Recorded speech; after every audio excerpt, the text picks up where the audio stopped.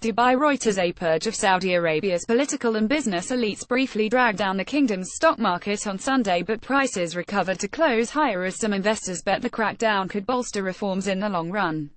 File photo. Saudi Arabian Prince Al-Walid bin Talal arrives at the Élysée Palace in Paris, France, to attend a meeting with French President, September 8, 2016.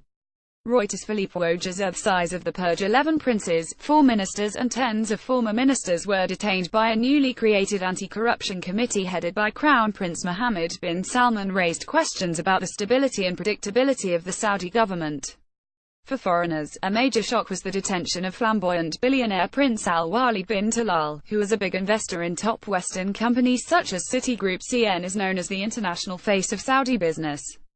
Local investors, meanwhile, worried about whether a sustained investigation into corruption could turn up scandals in the kingdom's opaque business world, forcing people implicated to sell off their equity holdings. But many bankers and analysts saw the purge, which replaced the head of the National Guard, as a power grab by Prince Mohammed, designed to remove any remaining obstacles to his authority and assure his eventual succession to the throne.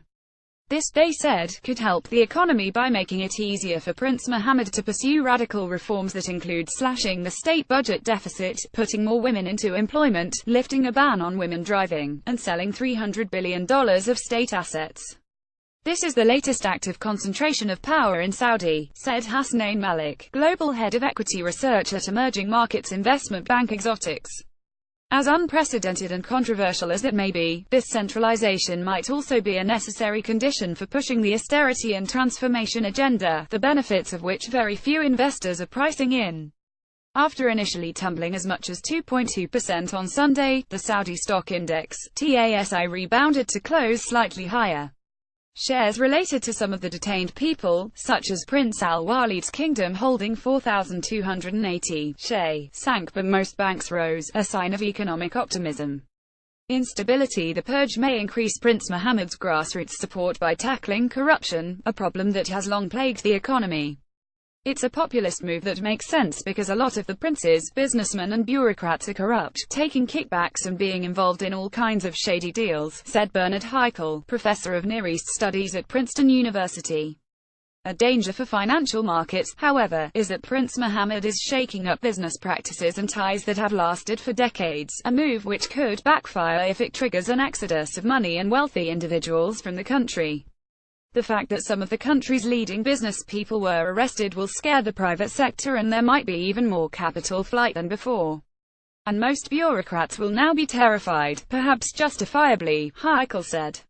Many corporate executives expect Prince Mohammed to persuade a pressure-rich Saudis to repatriate some of the billions of dollars which they believe to have transferred overseas for safekeeping, and which could now help to kickstart the development projects that he plans.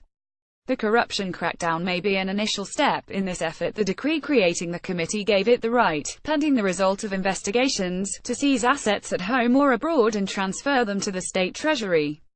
James Dorsey, senior fellow at Singapore's S. Rajaratnam School of International Studies, wrote that Prince Mohammed appeared to be reacting to growing opposition within the royal family and the military to his reforms and Riyadh's military intervention in Yemen. It raises questions about the reform process that increasingly is based on a unilateral rather than a consensual rewriting of the kingdom's social contract.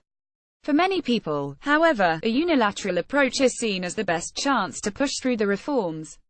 A chief economist at a big regional bank said Prince Mohammed's main motive for acting was frustration that reforms were not moving fast enough.